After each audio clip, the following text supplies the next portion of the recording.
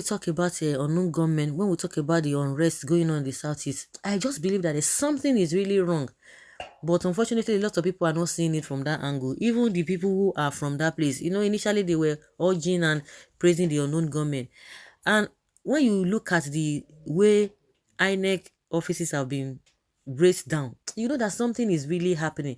No wonder one of I don't know what he calls himself, the commissioner in Kano, saying that the entire southeast vote is not up to one local government in Kano, and a lot of people felt offended. And some people say don't be offended, just make sure you come out that very day. And the way a lot of things have been happening in that place, me, I've always said it, and that is what I just have. The belief I have is that the way things are happening in the north, they want to replicate, or the situation whereby they want a replication of what is happening there, so that it won't be as if it is only the north that are so violent and what have you. But some people are not even getting it. And this issue of a sit-at-home order, well, we are beginning to hear now that you know what, there are some people who are being paid what to be enforcing, even when IPOB has come out to say we are not talking about enforcement or sit-at-home order, and you see people who are doing that, and you begin to wonder what is happening, what is going on. Now, what is going on? What are these people really up to? The leader of the indigenous people of Biafra, Nnamdi Kanu, has warned IPOB members and members of public in the southeast zone of Nigeria against enforcement and observing of what he described as unsanctioned sit-at-home.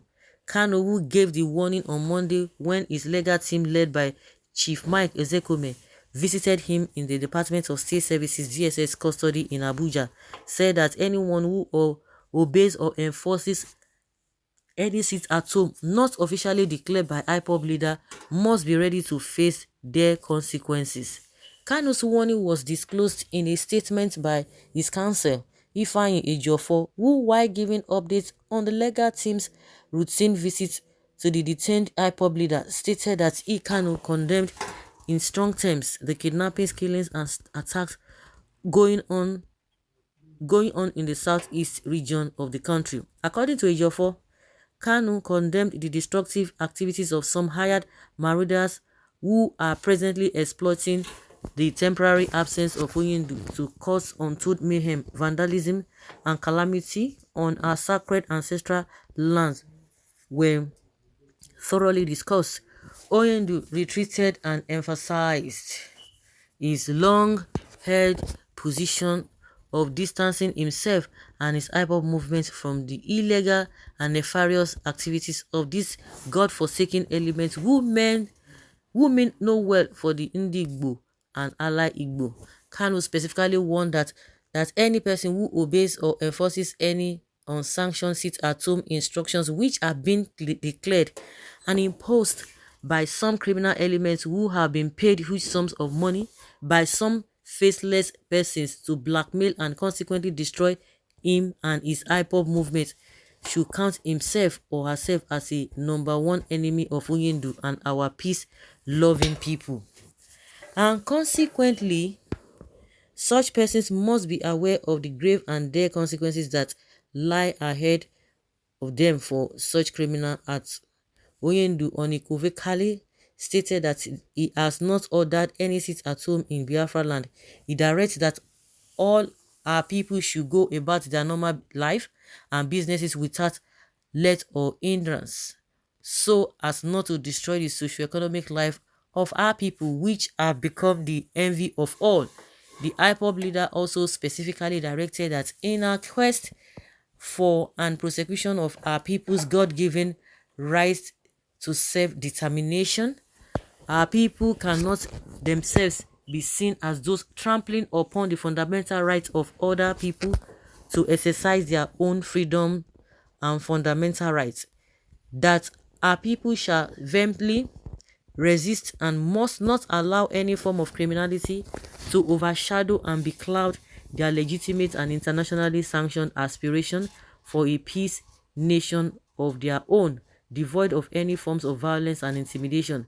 Oyindu retreated that our people should act with the greatest circumspection, particularly now that the international conspiracy in the ongoing blackmail has assumed a new dimension of dangerous proportions, being perpetrated and orchestrated by those clearly acting the script of their paymasters. These are the evil elements, relentlessly dishing out brazen threats, blatant lies, and barefaced falsehood to our people. These are some persons that recruit, control, and command criminal elements who have been imported into our land to kidnap, maim, kill, and commit all sorts of atrocities with a view to justifying government's continued illegal and unconstitutional detention of Oyindu, and thus provide government much needed alibi, platform, and stimulated justification for the international community to recognize the illegal and criminal prosecution of the otherwise peace-loving IPOB, which is currently on appeal. That it will be foolhardy of our people not to decipher, see through, and recognize the dangerous prevailing international conspiracy to blackmail its peaceful IPOB movement and portray Umuchineke in bad light as vicious and murderous kidnappers and armed killers, whereas they are not, have never been, and will never be. That the criminal elements who have been imported into our land to desecrate same should know that kidnapping is a criminal offense of grievous nature, for which the Holy Bible sanctions the execution of the perpetrators. Oyindu maintains the kidnapping is evil, that kidnapping is evil and alien to our culture and sight as a people of God. That one who is involved in any form of criminality under the thin guise of freedom fighting is an enemy of our peace-loving and hardworking people, and also of Oyendusu. And that is it. Many things like that.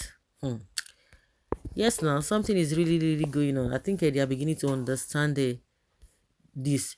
That Umuchineke should know that our people are surrounded by many enemies, and as such must be circumspect about their actions and utterances before the world, so as to not to fall prey into their boo traps and already dug pits.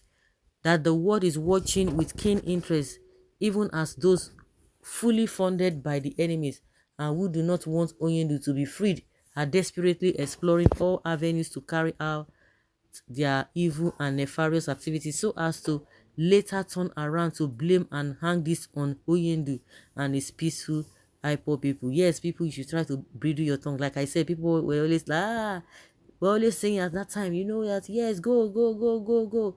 Unknown government, continue, do with them. I say, these people don't know anything. Well, more importantly, that discerning mind should understand that the reason why the federal government of Nigeria has refused to obey the court of appeal order, which directed his unconditional release, nor further prosecution, and even refused to take any steps towards prosecuting their appeal before the Supreme Court by failing to file relevant court processes before the court, is because they are relentlessly scouting around for possible items and loopholes to blackmail him, his IPOB movements, and our people. Our people should never give or dignify them with such ignoble and inglorious opportunity. This is why our people must reject, denounce, and fight to a standstill all forms of criminality in our land which are being perpetrated by the enemies of our people. These are those who are fully engaged in maiming, killing, and kidnapping our innocent sons and daughters, so as to mask them as IPOB engineered atrocities. Enough is enough.